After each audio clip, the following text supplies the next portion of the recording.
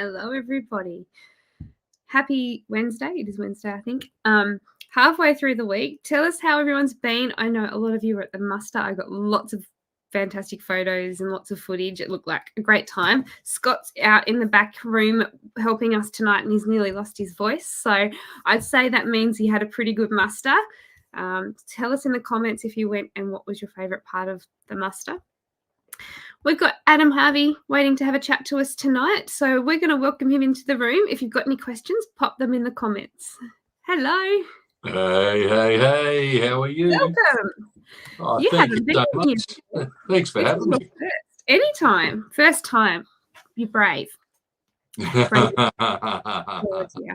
You've been pretty busy. You've been doing lots of interviews and touring. Have you had a good year so far?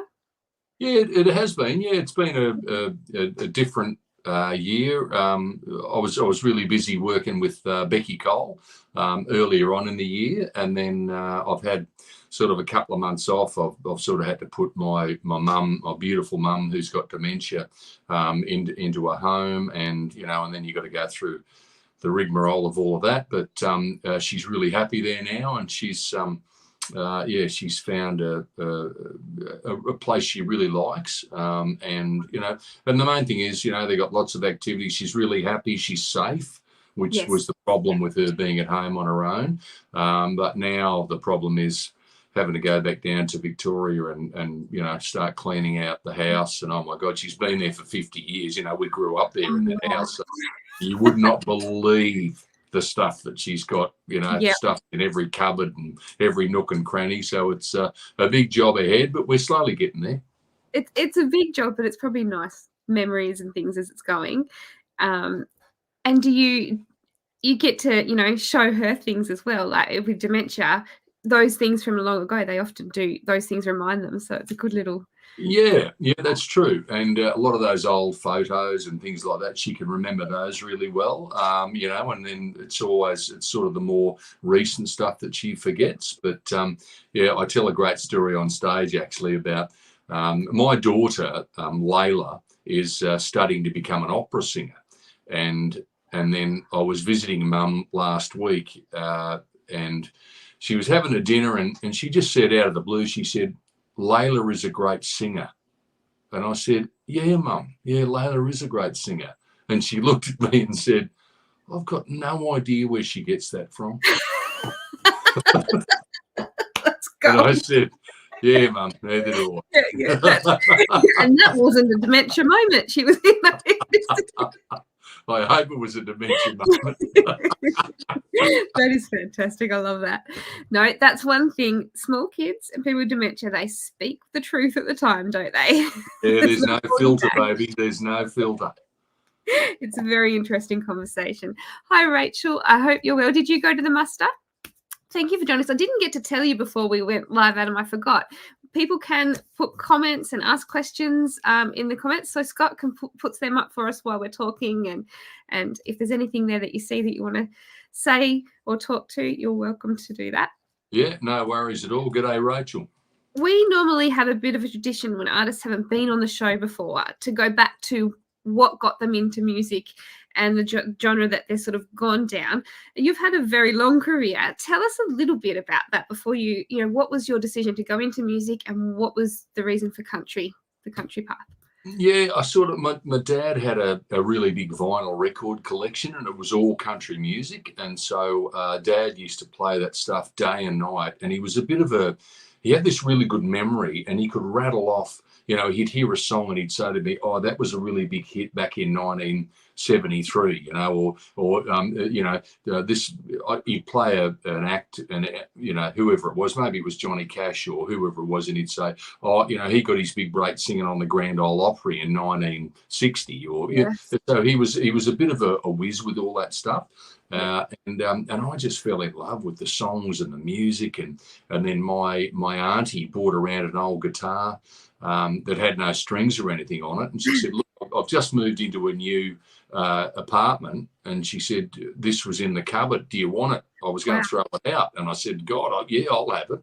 And so I took it down to the music shop, and they put new strings on it for me. And I think I was about 12 at the time, and they sold me one of those chord books, with where to put your fingers. I've got a few of them here. Back before you could just look all that stuff up on YouTube, you had to look at a book and God, I sound old now. And and so I used to strum along to Dad's old country records, and that's sort of what made me fall in love with the songs and the stories and these people that were larger than life. Dad would tell me about Waylon Jennings and Willie Nelson and how they started this outlaw movement and Johnny Cash and all these great people, and I just fell in love with it. I just thought it was amazing. It is, and I agree. That's how we grew up in music and the records. I've still got all of the records, and I still play them all because they still sound amazing. But those stories never leave, do they? They're always. They're always in your mind. Hi, Glenda. I hope you're doing well. She said to say hello and good evening. Glenda, lovely to talk to you. She's a very dear friend of mine, actually. She is so lovely. She does a lot of our posting and helps out so much with Country Kickback. We couldn't be here without all the people that help us out. Yeah. Well, I tell you what, Glenda is, she's just mad diehard country music fan. She just loves her country music, and she loves her Aussie artists. And I think I first met her, Glenda, walking down the beach, I think, somewhere up at the Gold Coast up there when I was playing up there probably 20 years ago, and they've been great mates ever since. Yeah, we're so lucky. And I always if she tells me that something's good, I know it's good and I have to listen. It's always like, if you're saying I know that I need to do it, it's great. It's the best way. But tell us a little bit about your current single. What's a Man Gotta Do? Yeah, well, I wrote this song about my local pub, which used to be a beautiful little old country pub, and we used to go down there when I was away, when I was home, from being away on tour, and I'd go down there and join a couple of the locals down there, and anyway, they demolished the place, and they spent about $25 million on it, and they've built this place now, and when they had the opening day, it looked like the Taj Mahal. You've never seen anything like it, It's like a 5-star resort. And I walked in there and I thought I'll go and check out the opening of it, along with, I reckon there's about 10,000 other people that thought they'd go to the opening day. And so while I was in line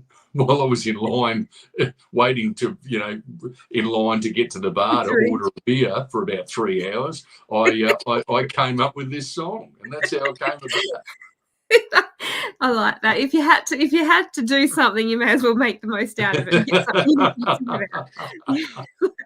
It's funny where we get our ideas from, It is, isn't it? And maybe in 100,000 streams, you'll earn enough to buy the beer. Yes. Yeah, well, it's funny because the publican said to me, I said, what's happened to all the old, the good old, regular beers? And he said, oh, no, mate, it's all craft beer. He said, that's the go. I said, but it tastes terrible. And he said, yeah, I know that. He said, but we sell it for $12 a schooner. Yep, exactly. The worse the taste, the more expensive the beer. That's how they work it, I'm sure. Yeah. But yes, so have you been back? Is it as hard to get a beer now that it's opened? And I don't go down there very often, but usually I go down there like on a Monday or a Tuesday and catch up with a good mate of mine down there then. But apparently weekends you cannot get near the place now. They do 3,000. They do. I think someone told me that now they do 3,000 meals every single weekend now. So it's a big 3,000 meals. 3,000 meals, lunch, dinners, Friday, Saturday, Sunday, 3,000 meals every weekend, and you cannot get near the place. But they put a new playground in there. I think they spent nearly $300,000 on this big playground for the kids, and they built a coffee shop in there too. And so when I walk my puppy dog Dolly through the car park, because we go through that way on our way to the park, so I can throw the ball for Dolly, my golden retriever. Yeah, and at 10 o'clock, you can see all the mums are there unloading the prams and getting the little ones out, and in they go. And, and that's a good thing too. They go there, let the kids go loose. Go on, kids, get in the playground. We'll never find you again. And and the mums sit there and have their coffee and whatever, scones or cake or whatever, and catch up. So it's become a big play centre. That's clever business. And you never know, they could be looking like they're having coffee and just have beer in their coffee cups. Just a little bit better for 10 a.m. Oh, stop it. What are you saying? What I've are never you done saying? that. I've never done that, I promise. We've got Rachel said, did you get any song inspirations while in Nashville last year? Yeah, I did. It's a funny town, Nashville, and I think because there are so many songwriters there, and at any moment of the day or night, there are just thousands of songs being written all over the place. I think there's just something in the air about that. You get really inspired. Yeah. And I catch up with a bunch of my great old mates. A lot of Aussies that live over there now. Half of Nashville now is made up of Aussies that have moved over. I know. We're taking over. It's great. We are, yeah, and which is great, some of my great old mates that I've written songs with for many, many years. So it's always nice to see them. And I always go there. Prepared with all my song ideas. And I've found out over the years that's the key to being really productive, because you might only be there for 1 week.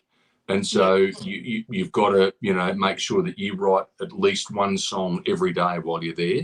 And so it really helps if you can go into a co-write with someone and say, this is what I want the album to be about. This is the thing. And I want to write this song today. And then it gives them a really clear, that's what we're going to do. And that makes the process a lot quicker. Do you find that hard? No, I know that you're probably like any of us, you have ideas, you write this, you scribble them down as they come to you, whether it's 2 a.m. or 10 a.m. But that comes to you in that moment. Is it hard to then go back to it and say, today I'm going to write this song? Or does it sort of start flowing because they're so professional and that's what they do? Yeah, it can. Like you've got to go back through all those ideas and sort of weed them out and think, maybe what the hell was I drinking when I thought that was a good idea? But then you come across someone and think, actually, that's really got something. And then so you start to nut it out and get a bit of a sort of a good mate of mine calls it scaffolding, a bit of an idea around the song and how the shape of it and come up with a bit of a melody. And then, to be honest, when I first went over there to try and write songs with some of these guys who have written massive hits, it's really intimidating. You feel really awkward and intimidated, and I don't want to put this idea forward because they're going to think it's stupid. But after a while, you sort of, as you get more experience with that, you learn to trust yourself a bit, and as you become good mates with them, they feel okay to say, oh mate, that sucks, or that's too cheesy, and so you forge those relationships, and I've made some really good friends there over the years, and I've got to say that the writers over there are just so happy and willing to write with all the Aussies, which is lovely. It is nice, isn't it? And I think it's one of those towns, even if I think you weren't a regular songwriter, it'd have to get you the history and the knowing of all of that. It'd have to inspire most people. And it's nice because they are including the Aussies. And I think we're getting such a strong foot over there that they're trusting us more and more to actually do these things with us, which is good. Yeah, I agree. And I mean, let's face it, on the grand scale of things, they write songs with us, even though they know they're not really going to make any money out of it because the market in Australia is so small. They're the guys I write with are writing songs for Kenny Chesney and Luke Combs and people like that. And so for them to do that, really, they do it just because they like us. I think they like hanging out. How can they not? They like our beer, not the craft beer. I've got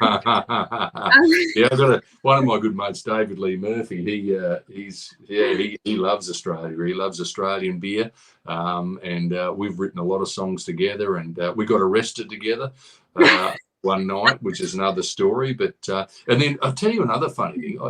I met in Sydney the Dixie Chicks, who are now called the Chicks because you can't call them Yes. Dixie.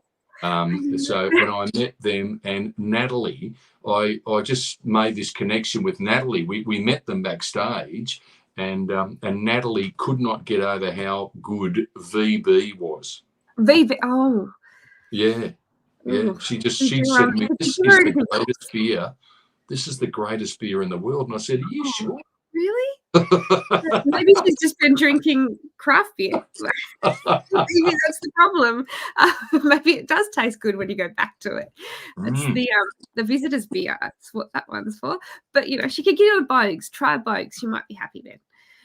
The Bogues, yeah, that's good stuff. But I know I'm going to stir up some controversy. So I love my Bogues, but I also went to the Cascade Brewery. Oh, yes, and the Cascade Brewery was pretty good too. So nice, I like both. I must admit, I'm sitting on the fence. I really like both. And I'll be sampling both kinds when I get down there with Becky Cole in a couple of weeks, actually. It's going to be fantastic. Now, I actually had a little thing there. You've been touring with Becky. You have only got a couple more shows left. Is that something that you guys have been doing that for so long? Is that something that you guys are going to continue doing, touring together and just having fun? It looks like it's like a great time on the road. Yeah, it is. We're best mates, and we've seen each other at our best and our worst. And yeah, I think that's made us closer. So I'm sure we're going to do more. There's no doubt about it, because I just love being on stage working with her, and I know she just loves performing with me, which is a great honour because she's the best in the business, and it's just beautiful to stand there and look across there and watch her just do her thing. It's amazing. So I'm sure it won't be the last. These 3 dates are we're doing in Tassie. They'll be the last ones for this tour, but I reckon give it 12 months and. We're shocked and we're like herpes. We just keep turning up again, So we'll be back together again, don't you worry. That's the next song idea for Nashville. We're like herpes and go from there. How could it go wrong? But yes, it's going to be great seeing you guys down here. You are then thinking you've just put up for pre-save. You've got a new album on the go. Tell us a bit about that and what's the plans going forward with that? The new album.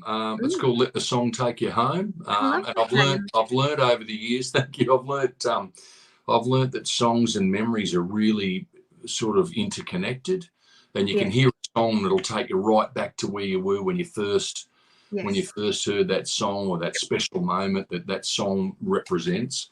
And so there's some original songs there. There's a couple of classic country songs that really mean a lot to me. So yeah, it's a bit of a mix, and I was really lucky. I got to record this album with a great producer called Luke Wooten, who produced all of Brad Paisley's music. And I just love what he does with Brad Paisley. And when I met him, I said, I love the way that you keep Brad country, what I would call real country, but you give it a real modern twist. And so that's why I went, to him, and I was just lucky enough that he agreed to do it. So I can't wait for everyone to hear it. Actually, I'm really exciting, actually.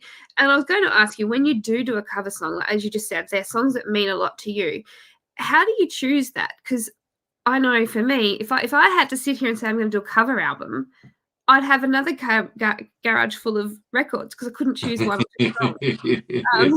How do you do that? Yeah, it's tricky, isn't there? I've got a big long list of them, and I know that there's a song on this album called "Sail Away," which was one of my dad's all-time favourite songs. And whenever I hear that song, it was an old Kenny Rogers song. Whenever I hear that, it takes me right back to Sunday mornings. Dad used to get up and cook us a big feed. He used to work 6 days a week, and then on Sundays he'd cook us a big feed of bacon and eggs, and he'd have the old radio blare and the old cassette player going, he'd have the best of Kenny Rogers. He had that cassette, Oh, and he used to play that and sing. And "Sail Away" was one of his favourite songs, and he'd sing that at the top of his voice. And yeah, every time I hear that now, it takes me right back to that kitchen at home and Dad cooking up bacon and eggs for us as kids. You know. yes. Maybe that's where Layla got her voice from. Right back to the start. I like that. I like the way you did that. That was good. And I actually was gonna, when you're talking about your mum and dementia, as soon as you said that, I did wonder, did that have something to do with the title of this, "Let the Song Take You Home"? Is that something that you noticed with your mum and her dementia diagnosis? Of course, yeah. And one of the, music's a very powerful thing. It's great therapy. It can heal people. It helps you celebrate great events. But when I look like with my mum, and if I play an old song, it takes her back to the good old days, and I think that's probably a big part of it. It takes people back to a time in their life when, they might have been younger and fitter and maybe in my mum's case a bit more sort of with it, with her memory and everything. And so that's one of the beauties of it. Yeah, it's the magic of music, isn't it? That's I teach. I'm a nurse and I teach aged care and disability services, and we're doing a dementia at the moment. And that's something that I always like to think about is, put a song on there that someone recognizes, and has that taken you to a place? Has that reminded you of something? And it sort of shows them how that dementia mind works and how much that can improve their behaviors, their times on that day. It can just completely change that person. The power of music. Definitely. Yeah, it's so true, and good on you for doing that work. It takes special people to do that. I admire you for doing that. It's a tough job, but yeah, as I said, it takes someone pretty special to do that for a living. It's a good job. It's rewarding, very rewarding. It's worth it most of the time. There are times it's not so. But most of the time it's good. Yeah, sometimes it's just I'm not going back tomorrow. Not doing it. But most of the time you want to go back. We're lucky. We're just as lucky as the people. We get to do that, and we get to see these people at a time in their life where it's hard, and we get to see those moments where music takes them back or something reminds them. So we're very privileged to get to see that, I think. And as Chris said, music says volumes when words can't. That's very true. Very true. Wow. Now that's a line for a song. That is. There you go. See, next Nashville trip, you've got 2 song titles now. I don't know about the first one, but that one there's doing as well. Tell us a little bit about what you've got for the rest of the year. As you said, you've got the single out now, you've got the album coming. Are you winding down for 2024, getting ready to head to Tamworth in January? No, I think I start touring on November the 1st, and I'll be away for the whole month for that. And then we usually slow down over sort of December and Christmas because people are busy. They've got work functions and they got, everyone's saving up for Santa to come and all that stuff. So, and then we'll have a bit of time off over December, Christmas, New Year's, and then we'll head to Tamworth in January. Yes.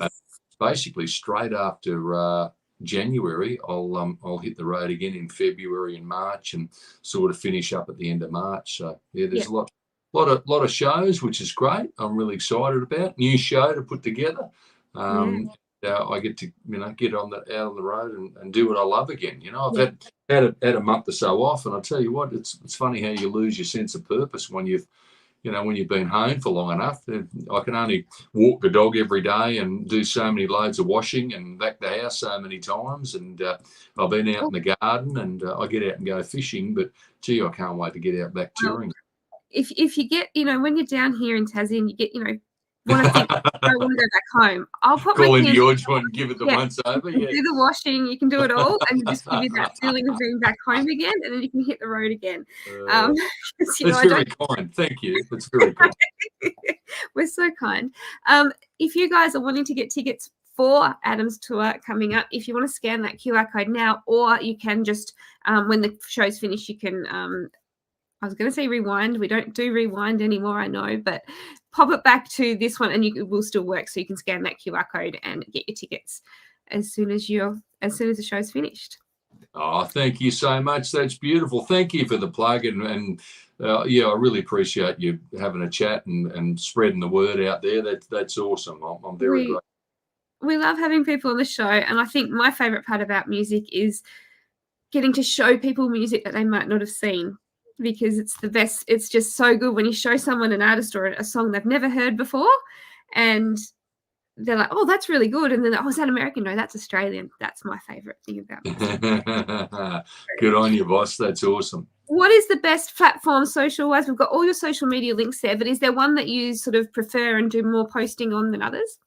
Yeah, these days it's normally Instagram and Facebook. I'm not a TikToker. I've got to admit, I know I should be, but so Instagram or Facebook's the way to go for me. Or you can go to my website, if you want to check out any details. Yes, I was going to say merch on the website and on the road as well. I'm guessing you're going to have copies of the album when you're on tour that people can grab if they haven't already. Yeah, well, nowadays all they do is, all they're good for is a beer coaster, isn't it? I haven't even got a CD player anymore. You can't get a car with one. It's crazy, isn't it? I have to use the DVD player, and I didn't realize how much I still listen to music on a disc or on record or tape. I still have tape, but my DVD player stopped working a few months ago, and I said to my mum, I need a new DVD player. I said, there's two things I need. I said, I need it for music and I need it to watch Baywatch, because that's not on normal TV. Oh my God, Baywatch. I still use them. Oh, well, but look, one of the good things is it's forced me to get back into the vinyls. I've got a couple of thousand vinyl records, so it's forced me to go back and get the old vinyl records out and play them. You forget how good they are. You can't, and that sound, it's something you can't create in a CD or in a recording, I don't think, anymore. But whenever I put a record player on, it just takes you well back, and you don't want to turn it off. But my neighbours probably want me to, because it's in my garage. The neighbours, so they probably would wish I'd go back to. Yelling at you, that means they just want you to turn it up. That's right. Or I'm not singing loud enough. And maybe the artist got the words wrong, and I've just shown them what to do. But maybe that's the problem. And Chris said he misses the CD player in the car. I do too. I do. Can't get one with a CD player. It's impossible. I miss driving around listening to that CD the whole way through, and knowing as soon as the song comes on, oh, this is the song after that. Like your mind just goes straight into the next song. But you don't do that anymore, because we skip it around and it's on shuffle all the time. Yeah, it's changed. I mean, the way we listen to music's changed, but I mean, that's life. My kids look at me, they're in their early 20s, and they look at me like I'm an alien when I talk about CDs or, cassettes even. And they go, what the hell was that? Cassettes. And so, it's all changed now. They just stream what they want. And that's the way it is. And there's no good whinging about it. You've got to accept that and go along with it. Absolutely. And that's right. And at the end of the day, the good thing about streaming, I guess, is I can listen to an album on CD 100 times. I buy that album once, it gets registered once. But when you see how many times people are listening to your streams, you know that people are still listening to that album, whereas on record, you don't know. So I guess there's positives to it as well. Yeah, very true. Very true. And, it's a great platform to get our, spread the word out there. Like on social media and stuff. Absolutely. Great way to spread the word to your, target fan base, to say, hey, I'm on the road here, or I'm doing this, or I'm putting out new music then, or whatever. So, in lots of ways, it's bad, but in other ways, it's really good and really helpful. Absolutely. And I think, if you don't move forward, then you're never, ever going to grow either. So we've got to just take the good with the bad. And most of the people that I talk to when we're on the road, and people do still listen to music, still do listen to albums. It's just that when they're in the car, they just do it a little bit differently. So the real music lovers are still doing both anyway, I think. Yeah, you're right. Yeah, there's a good mix of both, and you'd be surprised how many of the old physical CDs we still sell on the road. I think people just want them as a memento or something, a memento of the night, or something to remember the show by or something. But certainly, read it front to back. Most people do. It's really nice to see. But I have taken up so much of your time. Thank you so much for coming on the show and braving us. I hope we haven't scared you off. No, you haven't worried me. I've got to go and cook my beautiful wife dinner. So I'll go and cook her a steak for dinner, and then hopefully she's not starving at the moment. She's not chewing her fingernails off. Well, and hopefully, you finished the housework earlier, so now you can go and do dinner and she'll be right. You know what's scary? I actually enjoy it. I don't mind doing it. Yes, you have been off of the road for too long, haven't you? Something's gone wrong. I got to get on the road again. No one's going to be happier than my wife too. Trust me, when I hit the road, I can tell you, I'm driving her mad.